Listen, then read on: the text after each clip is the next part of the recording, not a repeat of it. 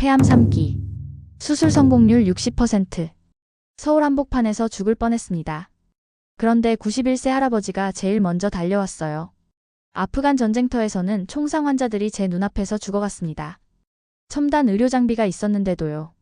하지만 청계천에서는 달랐어요. 아무런 장비도 없었는데 기적이 일어났습니다. 전쟁터에서는 동료 군의관들이 함께 있었지만 실패했어요. 평화로운 도시에서는 완전한 타인들만 있었는데 성공했어요. 똑같은 의사인 제가 똑같은 위험한 상황에서 왜 이런 차이가 났을까요? 이 이야기가 유엔에서 발표됐을 때 전 세계 70개국이 충격을 받았습니다. 과연 청계천에서 무슨 일이 일어났을까요? 궁금하시다면 좋아요와 구독으로 응원과 공유 부탁드려요. 그럼 지금 바로 시작합니다. 저는 마이클 로웰입니다. 캐나다 출신 전직 군의관이죠. 아프간에서 총상 환자들을 수술하며 죽음과 맞서왔던 제가 설마 서울 한복판에서 죽을 뻔할 줄은 몰랐어요. 그날 밤 10시 청계천 광장은 생각보다 한산했습니다. 한국의 시민 자율 방범 시스템을 취재하러 왔는데 솔직히 기대가 크지 않았어요. 전쟁터에서 본 보안이라는 게 총과 경계선이 전부였거든요. 시민들이 뭘 할 수 있겠어요? 형광조끼를 입은 70대 할아버지가 천천히 순찰하고 계셨습니다. 저는 카메라를 들고 다가갔죠. 실례합니다. 인터뷰 좀. 그 순간이었어요. 가슴이 칼로 찌르듯 아팠습니다. 아프간에서 느꼈던 폭탄 파편 통증과는 완전히 달랐어요. 이건 안에서 터지는 거였습니다. 숨이 막혔고 시야가 흐려졌어요. 아, 젠장. 영어로 중얼거리며 벤치에 앉으려 했는데 다리에 힘이 풀렸습니다.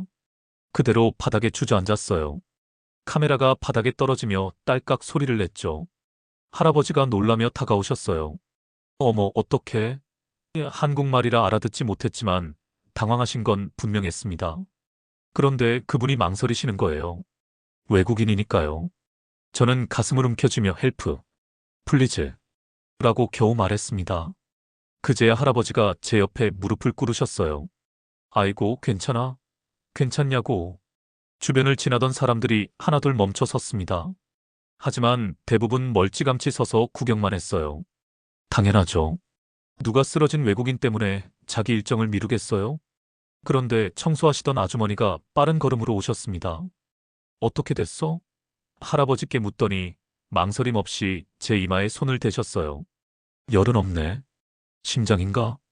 저는 군의관 본능으로 제 상태를 분석했습니다. 가슴, 중앙부 압박감, 호흡곤란, 식은땀, 심근경색 초기 증상일 가능성이 높았어요. 아프간에서 동료가 이런 증상으로 쓰러진 적이 있었거든요. 119, 콜 119. 제가 말하자 아주머니가 즉시 전화를 걸었습니다. 유창한 한국어로 상황을 설명하는 목소리가 들렸어요. 외국인이라는 말도 정확히 전달하시더군요. 이때 20대로 보이는 남자가 다가왔습니다. Are you okay? What happened? 영어였어요. 저는 안도했습니다. Chest pain, maybe heart attack. 그가 주변 사람들에게 통역해줬어요. 그러자 분위기가 바뀌었습니다. 멀리 서 있던 사람들이 조금씩 가까이 왔어요. 누군가는 물을 가져왔고 또 누군가는 제 다리를 높이 올려줬습니다. 구급차 사이렌이 들려왔을 때까지 약 8분. 그동안 저는 희한한 경험을 했어요. 처음엔 모두 망설였던 사람들이 한 명, 두 명 도우면서 자연스럽게 하나가 된 거예요. 마치 보이지 않는 연결고리가 있는 것처럼요. 구급대원이 들것을 가져오며 어디가 아프세요? 라고 한국어로 물었습니다. 그러자 그 젊은 남자가 다시 통역해줬어요. 저는 영어로 제 증상을 설명했고 그가 다시 한국어로 전달했죠. 구급차에 실리면서 아주머니가 제 손을 꽉 잡았습니다. 괜찮을 거야. 병원 좋아. 한국어였지만 이상하게 이해됐어요. 그 억센 손에서 느껴지는 온기가 진짜였거든요. 사이렌과 함께 병원으로 향하면서 저는 생각했습니다. 전쟁터에서는 아군과 적군이 명확했어요. 하지만 여기서는 달랐습니다. 낯선 외국인인 저를 위해 자신들의 시간을 내어준 거죠. 처음엔 망설였지만 결국엔 모두가 함께했어요. 이게 진짜 안전망이구나 싶었습니다. CCTV나 경비원이 아니라 사람과 사람 사이의 연결이 만드는 보호막이었어요. 그때만 해도 몰랐습니다. 제가 곧 이 도시의 일부가 될 거라는 걸요. 서울 아산병원 응급실에 도착했을 때 저는 이미 반쯤 정신을 잃은 상태였습니다. 스트레처에서 천장의 형광등이 빠르게 지나가는 게 보였어요. 마치 아프간 야전병원에서 중상자를 옮길 때처럼요. 외국인 환자, 가슴 통증 호소합니다. 구급대원의 목소리가 들렸죠. 그 순간 병원이 돌아가기 시작했습니다. 간호사가 달려와서 영어로 물었어요. When did the pain start? Any medical history? 저는 가슴을 움켜쥐며 대답했습니다. About 30 minutes ago. I'm a former military doctor. 그 말을 듣자 간호사 표정이 달라졌어요. 의료진끼리는 통하는 게 있거든요. 응급실 의사가 왔습니다. 김태준이라는 이름표를 달고 계셨죠. Doctor, can you describe your symptoms more specifically? 저는 최대한 정확히 설명했습니다. Central chest pressure, radiating to left arm, diaphoresis, nausea. 김 의사가 고개를 끄덕였습니다. We need EKG, blood work, and chest x-ray immediately. 그리고 간호사에게 한국어로 빠르게 지시했어요. 저도 군병원에서 이런 상황을 수없이 봤지만 이들의 움직임은 달랐습니다. 더 체계적이었어요. 심전도 결과가 나왔습니다.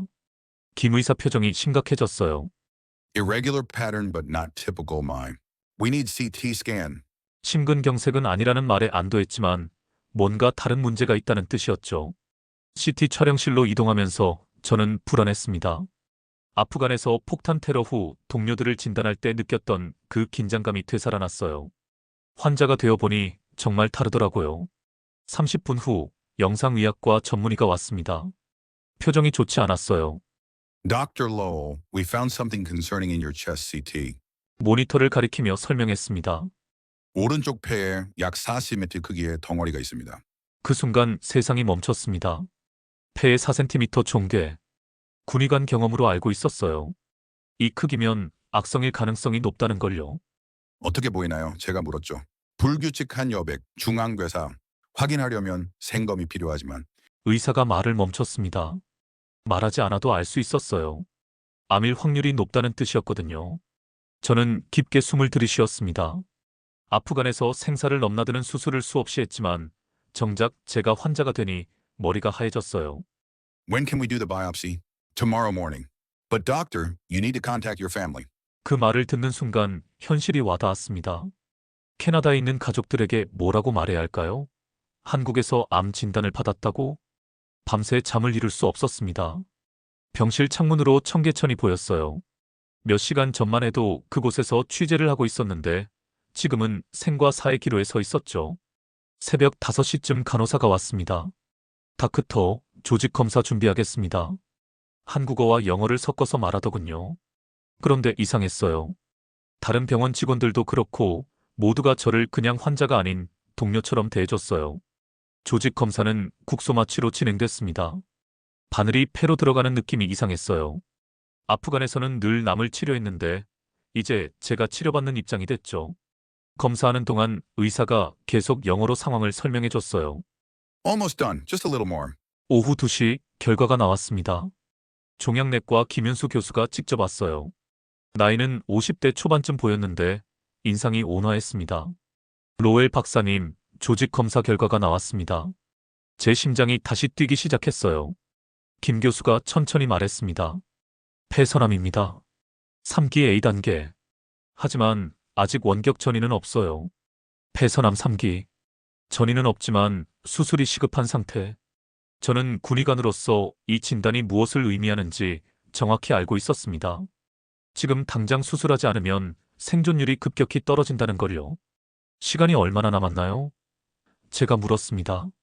김 교수가 진지하게 대답했어요. 일주일 안에 수술하면 5년 생존율이 60% 정도입니다. 하지만 하루하루가 중요해요. 그 순간 아이러니를 느꼈습니다. 아프간에서 수많은 생명을 구하려 했던 제가 정작 제 목숨을 구하기 위해 한국 땅에 와 있었던 거죠. 그것도 우연히 청계천에서 쓰러지는 바람에요. 김 교수가 말했습니다. 우리가 최선을 다하겠습니다. 한국어였지만 이해됐어요. 그 진심 어린 목소리에서 희망을 느꼈거든요. 어쩌면 이곳에서 제 인생의 2번째 기회를 얻을 수 있을지도 모르겠다고 생각했습니다. 김현수 교수의 말이 병실에 메아리 쳤습니다. 일주일 안에 수술해야 합니다. 늦으면 종양이 폐혈관을 침범할 수 있어요. 저는 침대에 누워 천장을 바라봤습니다. 군인으로서 받은 훈련이 머릿속을 맴돌았어요. 미션 퍼스트, 셀프 세컨드. 임무가 먼저, 자신은 그 다음이라는 철칙이었죠. 그런데 지금 상황에서 그 원칙을 적용해야 할까요? 교수님, 죄송하지만 수술을 며칠 미룰 수 있을까요? 제가 조심스럽게 물었습니다. 김 교수가 놀란 표정을 지었어요. 왜요? 지금이 골든타임인데. 제가 아직 끝내야 할 일이 있습니다. 청계천 재난 대응 시스템 취재가 완료되지 않았어요. 캐나다 정부에서 의뢰한 프로젝트거든요. 교수님이 의자에 앉으며 한숨을 쉬었습니다. 박사님, 여기는 전장이 아닙니다. 지금은 당신 생명이 우선이에요. 하지만 저는 고집을 부렸습니다.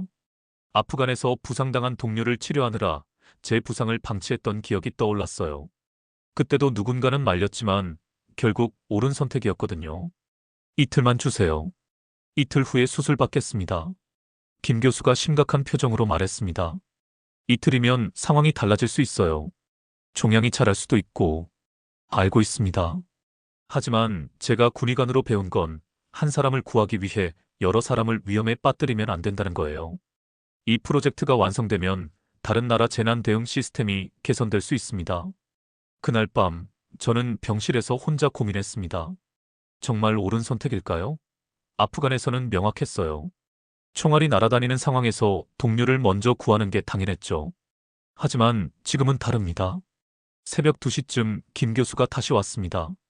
야간 순찰을 도는 모양이었어요. 잠 못 이루시죠? 네, 생각이 너무 많아서요.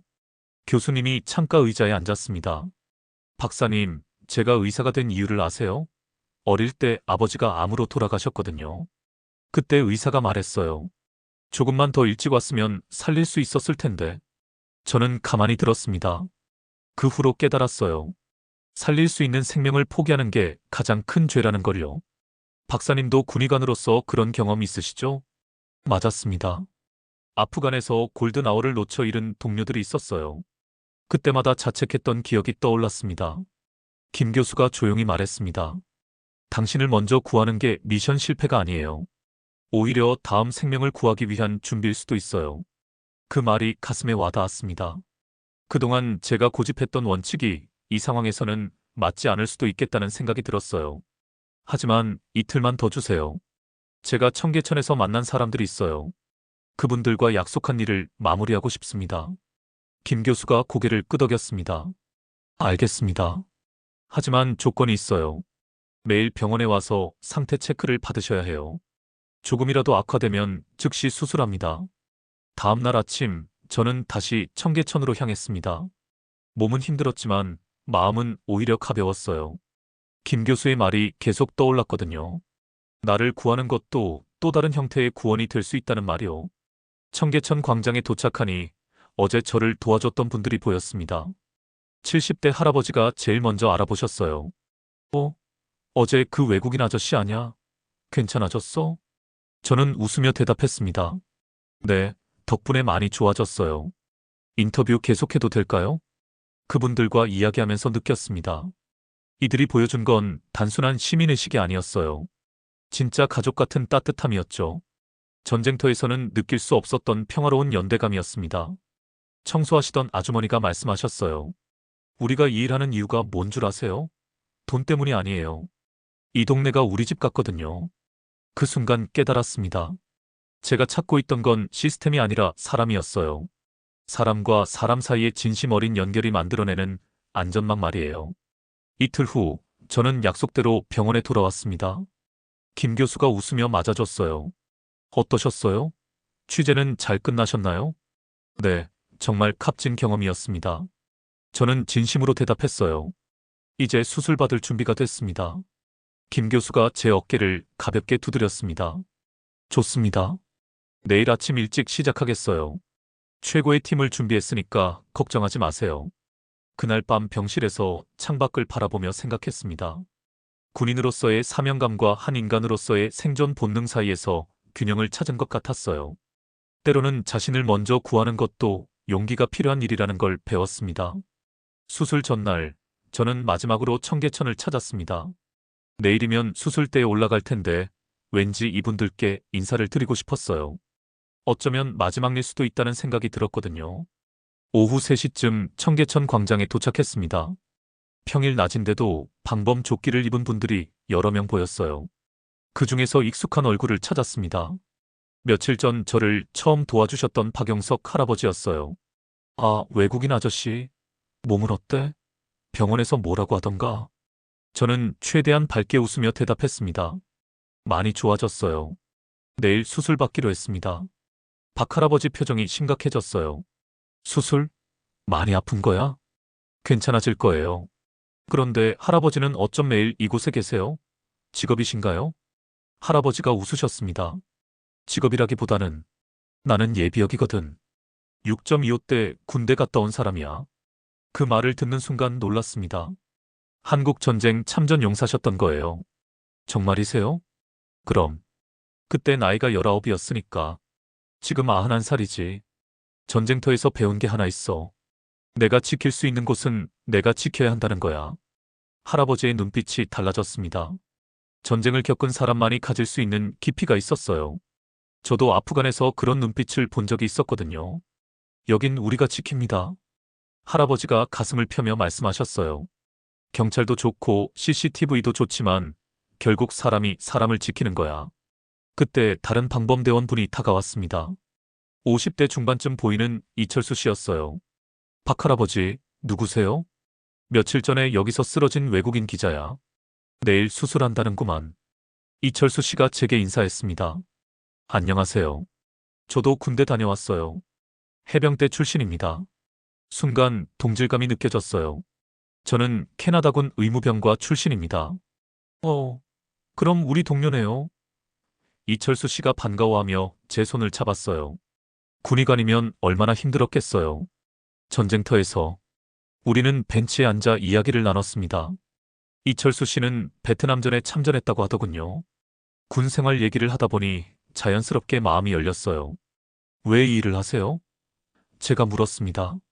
이철수 씨가 청계천을 바라보며 대답했어요. 군대에서 배운 게 있잖아요. 책임감이라는 거. 전역하고 나서도 그게 없어지지 않더라고요. 박 할아버지가 끼어들었습니다. 맞아. 우리가 젊었을 때 나라를 지켰다면 이제는 동네를 지키는 거지. 그 순간 가슴이 뭉클했습니다. 이분들은 다른 나라, 다른 세대지만 저와 같은 마음을 가지고 있었어요. 지키고 싶은 것이 있다는 마음 말이에요. 인터뷰를 계속하다가 갑자기 어지러움이 몰려왔습니다. 며칠째 제대로 못 먹고 스트레스를 받아서 그런 것 같았어요. 벤치에서 일어나려는데 다리에 힘이 풀렸습니다. 얼굴이 하얘졌네. 이철수 씨가 황급히 제 팔을 붙잡았어요. 저는 그대로 벤치에 주저앉았습니다. 시야가 흐려지고 식은땀이 났어요. 수술 전 스트레스 때문인 것 같았는데 몸이 말을 안 들었습니다. 박 할아버지가 큰 소리로 외쳤어요. 여기 사람 쓰러졌어. 119 불러. 순식간에 사람들이 몰려들었습니다. 며칠 전과 똑같은 상황이었지만 이번엔 달랐어요. 이미 저를 아는 분들이 계셨거든요. 청소하시던 김순자 아주머니가 달려오셨어요. 어머, 외국인 아저씨. 또 어떻게 된 거야? 괜찮아요. 그냥 좀 어지러워서. 제가 말하려는데 목소리가 잘 나오지 않았어요. 이철수 씨가 제 등을 두드려주며 말했습니다. 군의관 출신이 이러면 안 되지. 진정하고 천천히 숨 쉬어요. 누군가 물을 가져왔고 또 누군가는 부채질을 해줬어요. 박 할아버지는 직접 119에 전화하셨습니다. 여기 청계천 광장이에요. 외국인 아저씨가 또 쓰러졌어요. 5분 만에 구급차가 도착했습니다. 구급대원이 내리더니 며칠 전에도 왔던 분 아니에요? 하고 물었어요. 저를 기억하고 있었던 거죠. 들것에 누워 구급차로 옮겨지면서 박 할아버지가 제 손을 잡았습니다. 걱정 마. 수술 잘 받고 빨리 나아. 우리가 기다리고 있을 테니까. 김순자 아주머니도 구급차 문 앞에서 손을 흔들어줬어요. 아저씨, 꼭 건강해져서 돌아와. 구급차가 출발하면서 창밖을 봤습니다. 여러 명의 방범대원들이 손을 흔들어주고 계셨어요. 처음 만났을 때는 그냥 낯선 외국인이었는데 이제는 마치 가족처럼 걱정해 주시는 거였죠. 병원으로 가는 길에 구급대원이 말했습니다. 청계천 분들이 정말 당신을 좋아하시나 봐요. 전화할 때 목소리가 진짜 걱정스러워 하시더라고요. 그 순간 깨달았습니다. 제가 찾고 있던 재난 대응 시스템의 핵심이 바로 이거였어요. 첨단 기술이나 완벽한 매뉴얼이 아니라 사람과 사람 사이의 진심 어린 관심이었습니다. 이건 군대가 아닌데도 군대보다 더 믿음직했어요. 계급도 명령도 없는데 모두가 하나가 되어 움직였거든요. 진짜 전우회가 이런 게 아닐까 싶었습니다. 병원에 도착해서 김윤수 교수를 만났을 때 저는 확신에 차서 말했어요.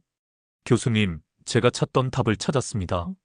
내일 수술 받을 준비가 완전히 됐어요. 수술 당일 새벽 6시, 저는 수술복을 입고 침대에 누워 있었습니다.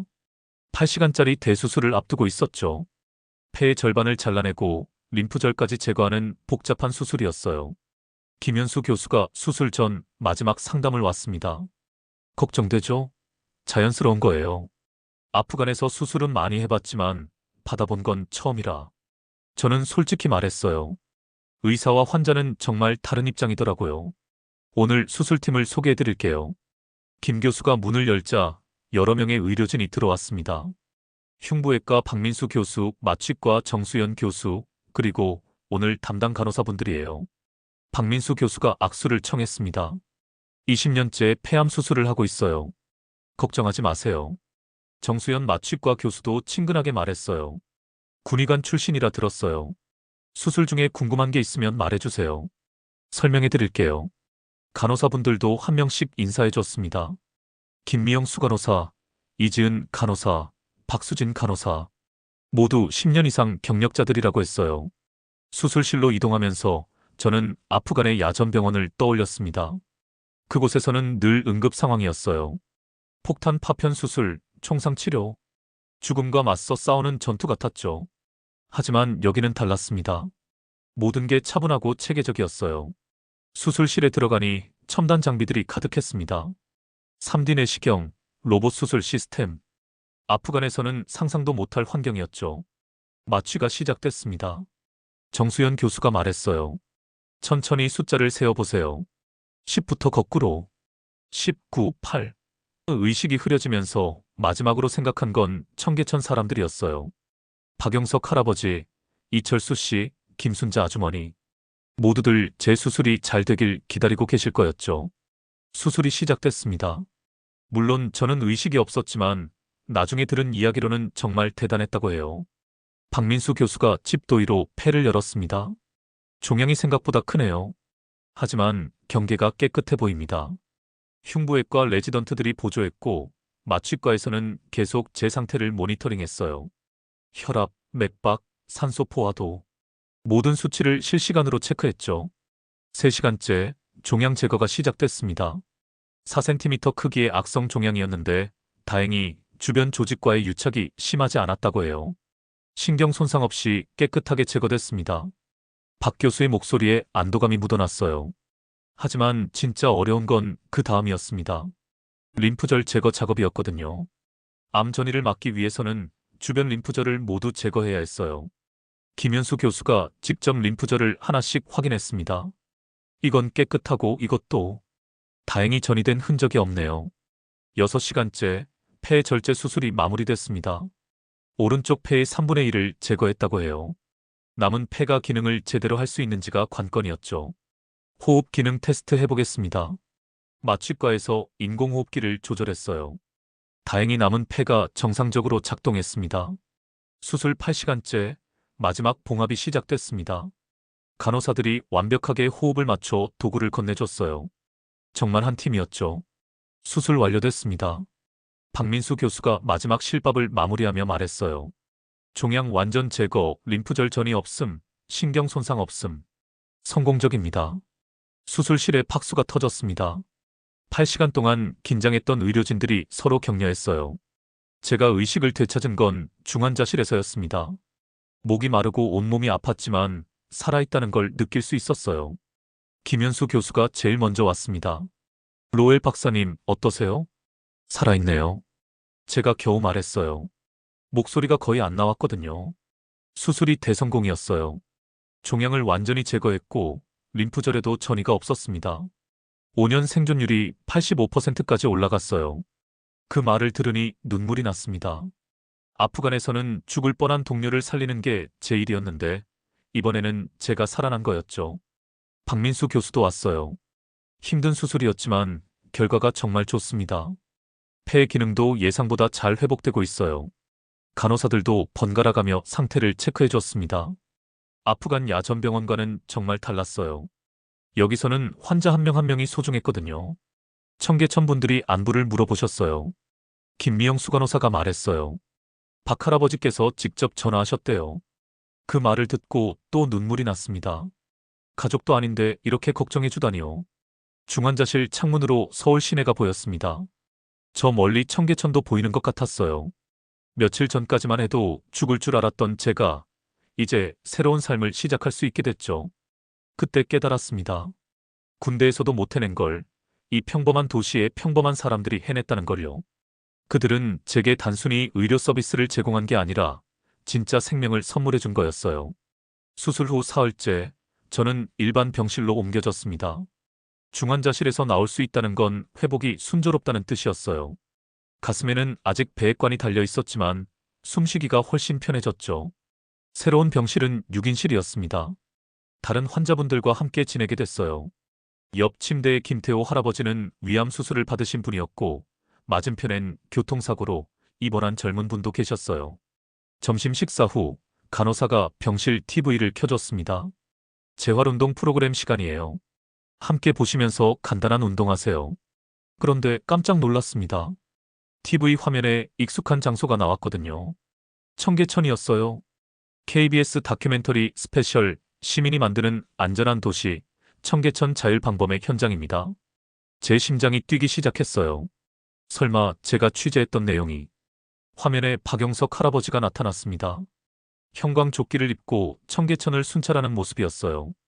인터뷰하는 목소리가 들렸습니다. 91살이라는 나이가 무색할 정도로 정정하신 박영석 씨. 매일 청계천 방범 활동을 하고 계시는데요.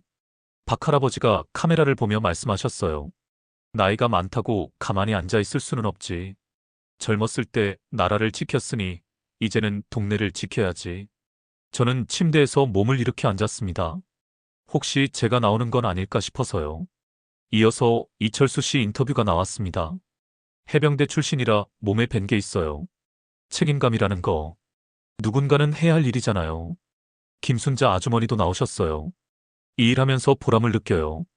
특히 얼마 전에는 외국인 기자분이 갑자기 쓰러져서 119 불렀는데 제 이름이 나올까봐 가슴이 두근거렸어요.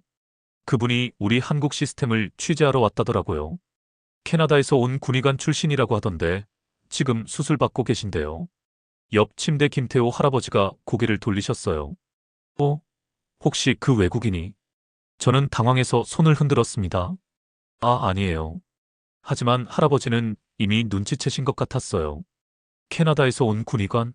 나이도 비슷하고. 설마. TV에서는 계속 청계천 방범 활동이 나왔습니다. 야간 순찰 모습, 시민들과의 소통, 경찰과의 협력 체계. 제가 취재했던 모든 내용이 방송으로 나오고 있었어요. 그런데 더 놀라운 건 그 다음이었습니다. 화면에 서울 아산병원이 나왔거든요. 청계천에서 쓰러진 외국인 기자는 현재 서울 아산병원에서 폐암 수술을 받고 회복 중입니다. 그의 취재 노트에는 한국의 시민 자율 방범 시스템에 대한 상세한 분석이 담겨 있었습니다. 제 취재 노트 내용까지 나오다니 누가 방송국에 제공한 걸까요? 김현수 교수가 인터뷰에 나왔습니다. 환자분은 캐나다 출신 전직 군의관으로 한국의 재난 대응 시스템을 연구하러 오셨습니다.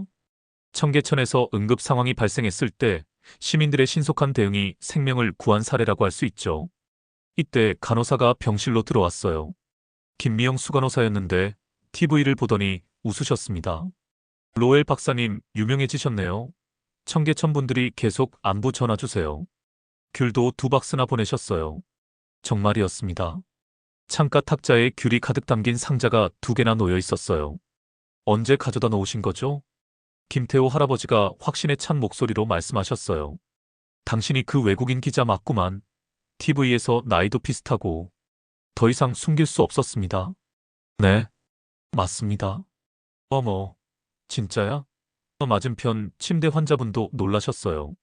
TV에 나온 그분이 여기 계셨다니. 갑자기 병실이 시끌벅적해졌습니다. 다들 제게 관심을 보이시더라고요. 청계천 분들이 정말 좋은 분들이지? 김태호 할아버지가 물으셨어요. 네, 정말 감사해요. 처음엔 외국인이라고 망설이시더니 나중에는 가족처럼 대해주셨어요. TV에서는 마지막 멘트가 나왔습니다. 시민 한 명 한 명이 만들어가는 안전한 도시, 청계천. 그리고 그 따뜻함에 감동받은 한 외국인의 이야기였습니다. 프로그램이 끝나자 병실이 조용해졌어요. 그런데 제 마음은 복잡했습니다. 기뻤지만 동시에 부끄럽기도 했어요. 할아버지, 저는 그냥 운이 좋았던 것 같아요. 청계천 분들을 만난 것도, 이 병원에서 치료받게 된 것도. 김태호 할아버지가 고개를 저으셨어요. 아니야. 운이 아니라 인연이지. 좋은 사람들끼리는 서로 끌리는 법이야. 그 순간 깨달았습니다.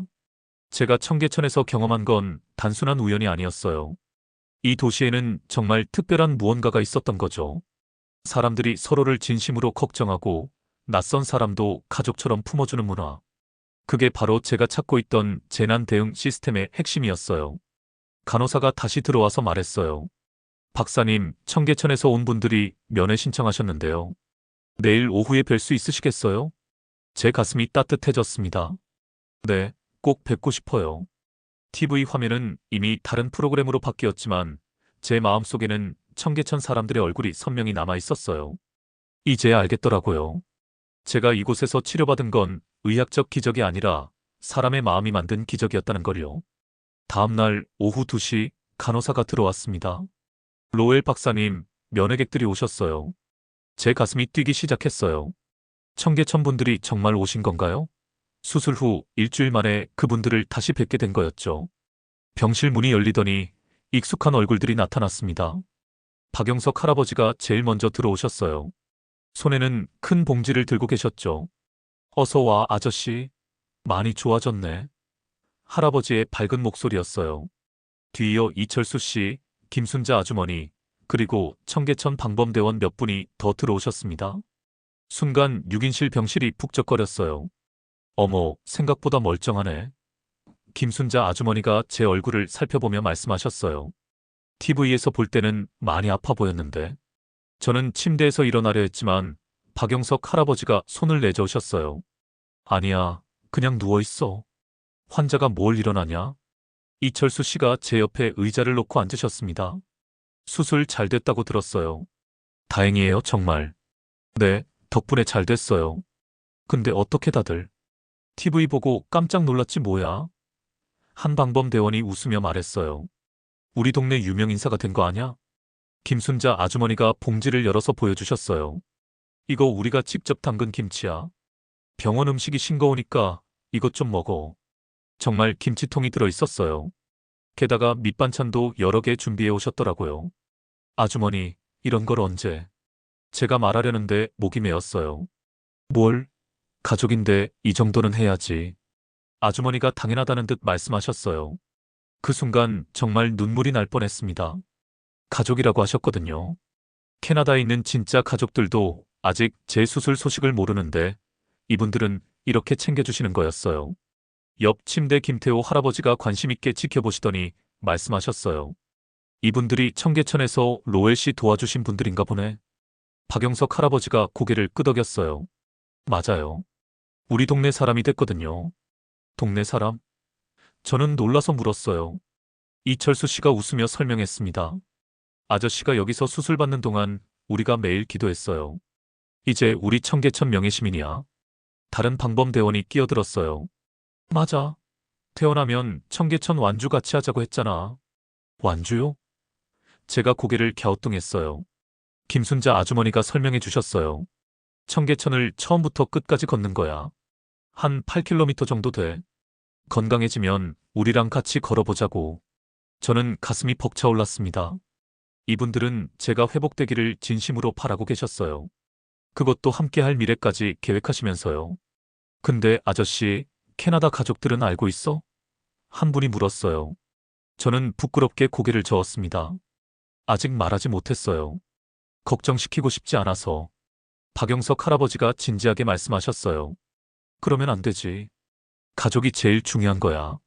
우리야 괜찮지만 가족들은 알 권리가 있어. 이철수 씨도 고개를 끄덕였어요. 맞아요. 군대에서도 그랬잖아요. 동료가 다치면 가족들께 알리는 게 첫 번째였어. 그분들 말씀이 맞았어요. 저는 가족들에게 연락하지 않은 것에 대해 핑계만 대고 있었던 거죠. 김순자 아주머니가 제 손을 잡았습니다. 우리는 여기 있을 테니까 가족들한테 연락해. 걱정될 거야, 얼마나. 그날 저녁, 저는 용기를 내서 캐나다에 있는 아내 사라에게 전화했습니다. 한국 시간으로 밤 10시, 캐나다는 아침 9시였어요. 마이클? 어떻게 이 시간에? 사라의 놀란 목소리였어요. 사라, 미안해. 말하지 못한 게 있어. 수술 이야기를 다 털어놓았습니다. 청계천에서 쓰러진 것부터 폐암 진단, 그리고 성공적인 수술까지요. 사라는 처음에 화를 냈어요. 왜 진작 말하지 않았어? 혼자 그런 일을 겪으면서. 걱정시키고 싶지 않았어. 바보 같은 소리. 나는 당신 아내야. 함께 걱정하고 함께 이겨내는 게 부부잖아. 맞았어요. 저는 혼자 감당하려고만 했던 거죠. 그런데 사라가 말했어요. 그래도 다행이야. 좋은 사람들을 만난 것 같네. 청계천 분들 이야기 들으니까 정말 감사해. 응, 정말 가족 같아. 오늘도 병문안 와서 김치까지 가져다 줬어. 김치? 한국 김치? 사라가 웃었어요. 그럼 정말 가족으로 받아들인 거네. 한국 사람들은 김치를 아무나 안 줘준다며? 통화를 마치고 나서 마음이 한결 가벼워졌어요. 가족들께도 알렸고 청계천 분들도 계속 응원해 주시고 다음날 아침 박영석 할아버지가 혼자 다시 오셨어요. 어제 전화 잘했지? 네, 아내가 정말 감사하다고 전해달라고 하더라고요. 할아버지가 빙그레 웃으셨어요. 좋아. 이제 진짜 가족이 된 것 같네. 걱정도 나누고 기쁨도 나누고. 할아버지, 정말 고마워요. 제가 뭘로 보답을? 보답은 무슨? 빨리 나와서 우리랑 청계천 완주나 하자고. 할아버지가 제 어깨를 가볍게 두드리셨어요. 그게 최고의 보답이야. 그 순간 알았어요. 이분들에게 저는 더 이상 외국인이 아니었어요. 청계천에서 함께 사는 이웃이자 진짜 가족이 된 거였죠. 퇴원 후 한 달이 지났습니다. 제 회복 속도는 의사들도 놀랄 정도로 빨랐어요. 청계천 분들과의 약속대로 완주도 성공했죠. 8km를 걸으며 박영석 할아버지는 이제 진짜 우리 사람 됐다고 하시더라고요. 캐나다로 돌아가기 전 저는 그동안 촬영한 영상과 취재 내용을 정리했습니다. 처음 목적이었던 재난 대응 시스템 다큐멘터리를 완성해야 했거든요. 서울의 한 스튜디오에서 편집 작업을 했어요. 청계천에서 처음 쓰러졌던 장면부터 시작해서 병원에서의 경험, 그리고 그분들과 함께한 모든 순간들을 담았습니다. 이걸 어떻게 제목을 짓지? 편집 감독에게 물었어요. 청계천 미라클이 어때요? 기적이라는 뜻도 있고 거울이라는 뜻도 있잖아요. 한국 사회가 세계의 거울이 될 수 있다는 의미로요. 좋은 제목이었어요. 정말 기적 같은 일이었고 동시에 다른 나라들이 본받을 수 있는 모델이기도 했거든요. 다큐멘터리는 40분 분량으로 완성됐습니다. 전반부는 한국의 시민 자율 방범 시스템에 대한 분석이었고 후반부는 제 개인적인 경험담이었어요. 특히 생명을 구한 건 첨단 의료 기술이 아니라 사람들의 따뜻한 마음이었다는 걸 강조했습니다. 캐나다 방송국 CBC에 영상을 보냈더니 즉시 연락이 왔어요. 이거 정말 실화예요? 너무 감동적인데. 네, 모든 게 실제 경험입니다. 일주일 후 캐나다 전국에 방송됐어요. 반응이 폭발적이었습니다. 시청률도 높았지만 온라인 댓글이 더 놀라웠어요. 한국에 이런 시스템이 있다니 처음 알았어요. 우리 동네도 이렇게 할 수 있을까요? 마이클 박사의 회복을 진심으로 축하해요. 미국 CNN에서도 관심을 보였습니다. 한국의 시민 안전망을 다룬 다큐멘터리를 재방송하고 싶다는 연락이 왔어요. 영국 BBC에서는 더 구체적인 제안을 했습니다. 이 모델을 유럽에 적용할 수 있는지 연구해보고 싶다. 추가 인터뷰가 가능한가요? 저는 깜짝 놀랐어요. 단순한 취재 다큐멘터리가 이렇게 큰 반향을 일으킬 줄은 몰랐거든요. 가장 놀라운 건 유엔에서 온 연락이었습니다. 뉴욕 유엔 본부에서 열리는 글로벌 커뮤니티 세이프티 포럼에서 발표해달라는 요청이었어요. 2달 후 저는 뉴욕에 서 있었습니다. 전 세계 70개국에서 온 정책 담당자들과 학자들 앞에서 발표하는 자리였어요. 여러분, 저는 청계천에서 2번의 기적을 경험했습니다. 제가 마이크 앞에서 말했어요. 첫 번째는 제 생명을 구한 기적이었고, 두 번째는 인간의 진심을 발견한 기적이었습니다. 스크린에 청계천 영상이 나왔어요. 박영석 할아버지의 인터뷰, 이철수 씨의 순찰 모습, 김순자 아주머니의 따뜻한 미소. 이건 단순한 방범 시스템이 아닙니다. 사람과 사람을 연결하는 사회적 안전망입니다. 청중들이 진지하게 들었어요. 특히 아프리카와 남미에서 온 대표들이 관심을 보였습니다. 발표가 끝나자 질문이 쏟아졌어요. 이 시스템을 다른 나라에 적용하려면 무엇이 필요할까요? 기술보다는 문화가 중요합니다. 서로를 배려하는 마음, 공동체 의식이 바탕이 되어야 해요. 비용은 얼마나 들까요? 거의 들지 않습니다. 가장 큰 투자는 사람들의 시간과 관심뿐이에요. 독일 대표가 손을 들었어요. 구체적으로 어떻게 시작해야 할까요? 작은 것부터 시작하세요. 이웃과 인사하기, 어려운 사람 도와주기. 청계천도 그렇게 시작됐어요. 발표 후 여러 나라에서 협력 제안이 들어왔습니다. 브라질에서는 파벨라 지역에 적용해보고 싶다고 했고, 케냐에서는 나이로비 시내에 시범 운영하겠다고 했어요. 가장 인상적이었던 건 캐나다 정부의 반응이었습니다. 토론토와 밴쿠버에서 청계천 모델을 시범 도입하기로 했다는 소식이었어요. 발표를 마치고 호텔로 돌아와서 청계천 분들께 영상 통화를 걸었습니다. 밤 10시, 한국은 낮 12시였어요. 할아버지, 뉴욕에서 발표 잘 끝났어요. 박영석 할아버지가 화면에 나타나셨어요. 어머, 우리 마이클이 어땠어? 전 세계 사람들이 청계천에 관심을 보여요. 다들 배우고 싶어 해요. 이철수 씨도 옆에 계셨어요. 우리가 뭐 대단한 일 한 것도 아닌데. 그냥 당연한 일 했을 뿐인데. 그게 바로 대단한 거예요. 당연하다고 생각하는 마음이요. 김순자 아주머니도 화면에 나오셨어요. 마이클아, 몸은 괜찮지? 너무 무리하지 마. 네, 괜찮아요. 아주머니 덕분에 건강해졌어요. 통화를 마치고 나서 생각했어요. 정말 인크레더블한 여행이었다고.